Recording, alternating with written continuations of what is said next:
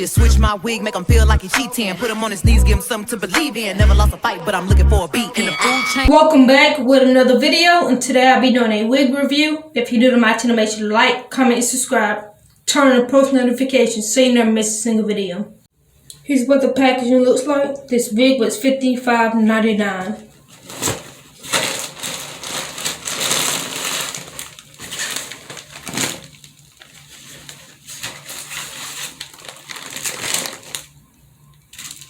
A weaving cap, lashes. I got it in the length 16 inches.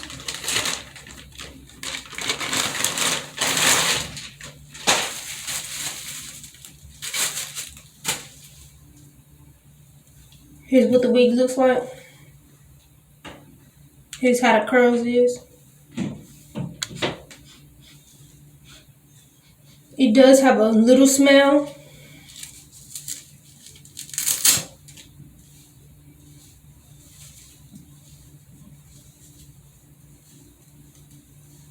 You get a comb right here, and these are the different combs that go in and out. One comb in the back.